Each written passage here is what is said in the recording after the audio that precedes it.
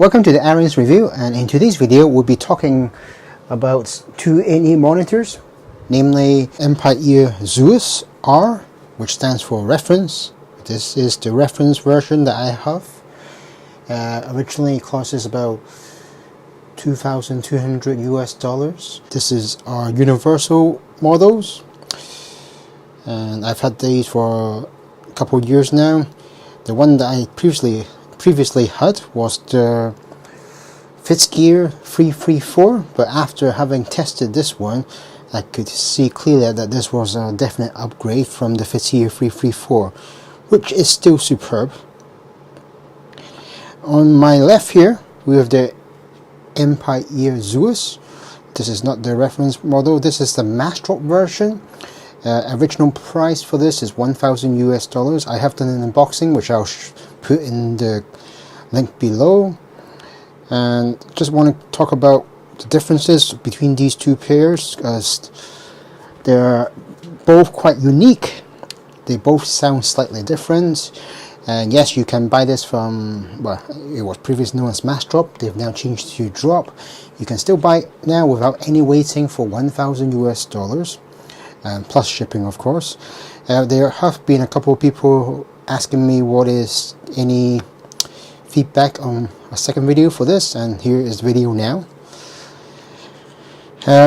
One thing to note about these two IEMs is that they're both from Empire, which is previously known as eWorks. The person who's in charge is called Jack Van.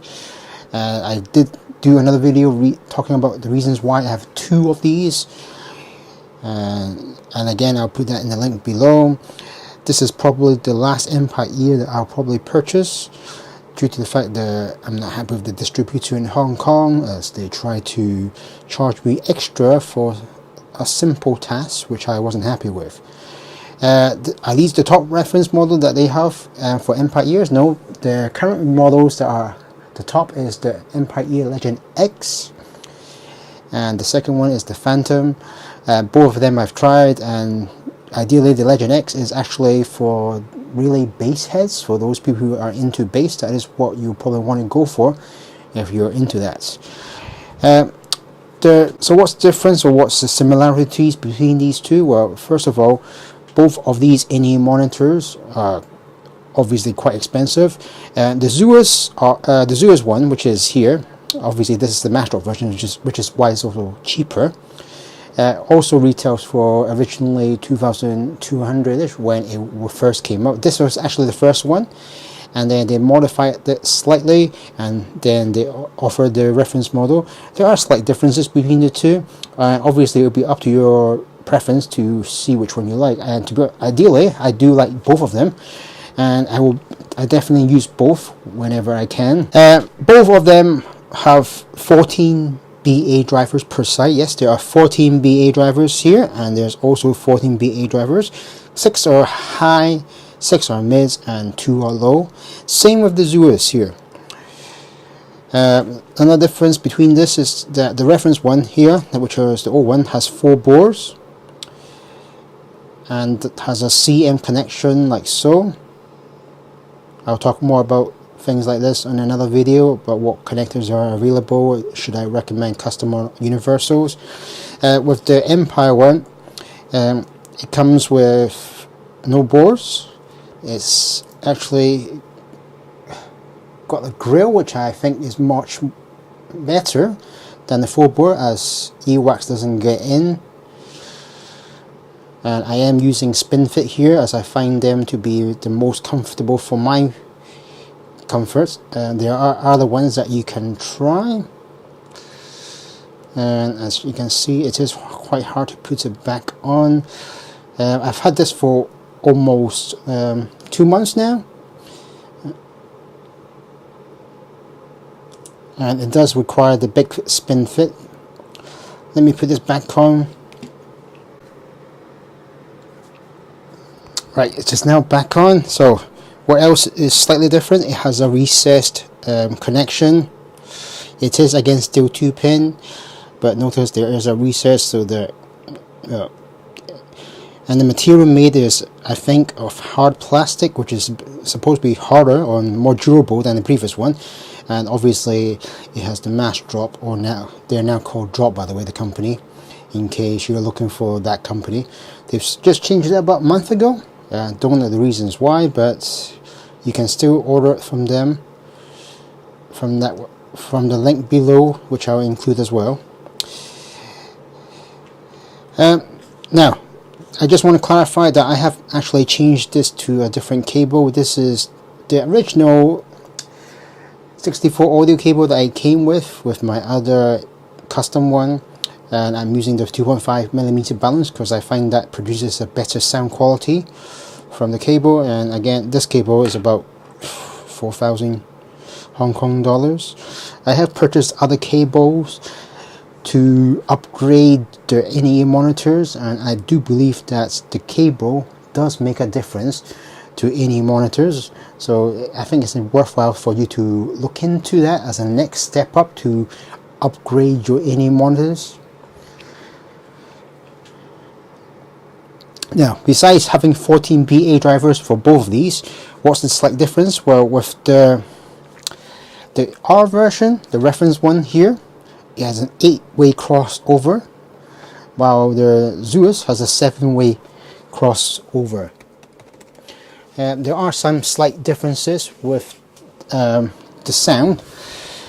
With the Zeus 14 here, when I first used it and tested it to see if it works, there were some slight highs which I didn't like. It was a bit discomforting at first with the sound that was producing, and I think that is normal for all IEM monitors at the first stage.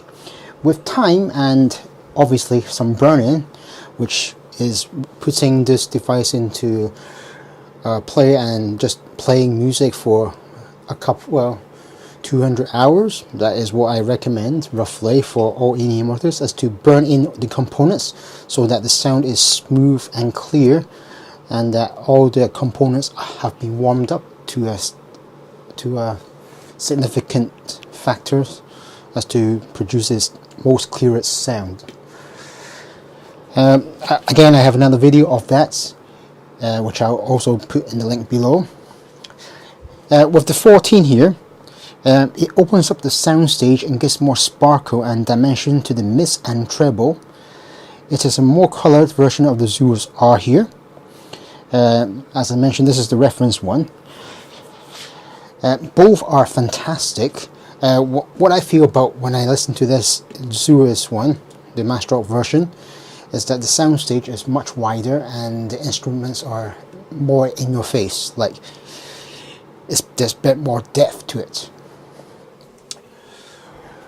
While this one is more laid back for my feeling. Obviously, I have a change to which one I listen to, as both of them are fantastic IEM monitors. And what I mean, if you're lucky to have one, that is either one of these I will recommend. Now let's talk about the bass. The bass for the Zeus is the weakest of them both. There's a bit of decent bass extension down to the sub bass frequencies, with a slight roll off in terms of strength in the really low registers, and a steady rise in strength and quantity up into the mid bass. And there's a slight non-drastic emphasis on the 14 setting, which is this one, and the more transition in the reference mode.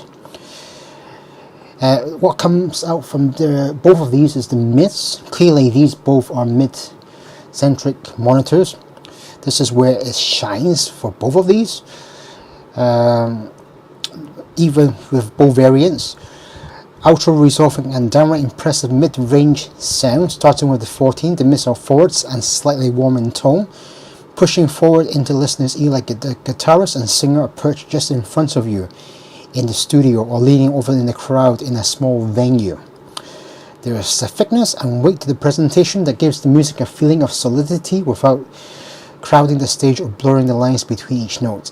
It is this sense of resolution that is for me the real beauty of the Zeus, able to keep the body and soul of the passage of music while putting all the nuances on display.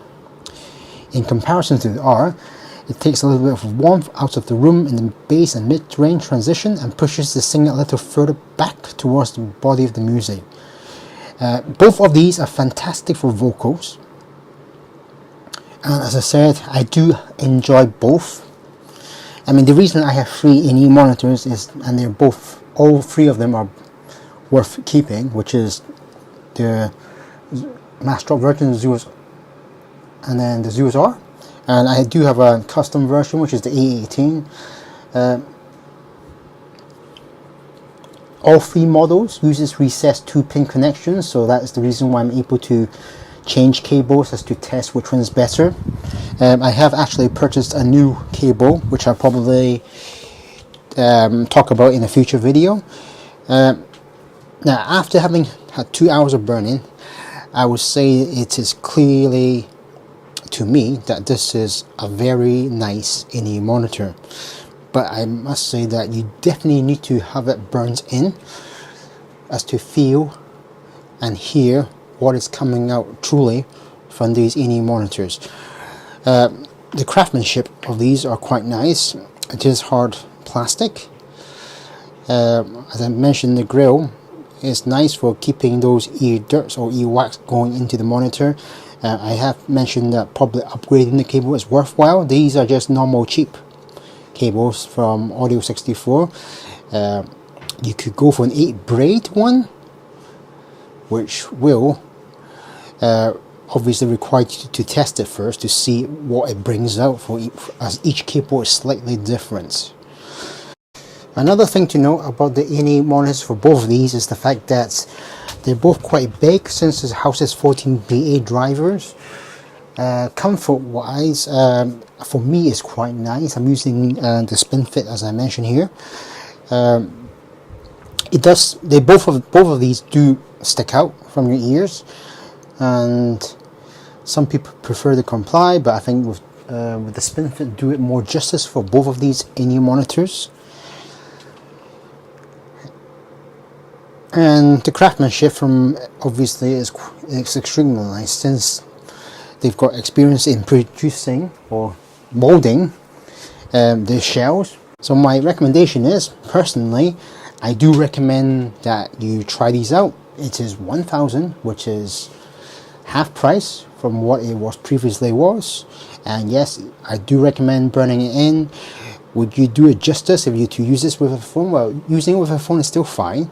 However, I do recommend using a dedicated player as to bring out the power and the music from these IEM monitors. Anyway, hope you've enjoyed these videos, and yes, I do recommend buying these IEM monitors. And again, do click subscribe, and I'll see you again in the next video. Thanks for watching, guys.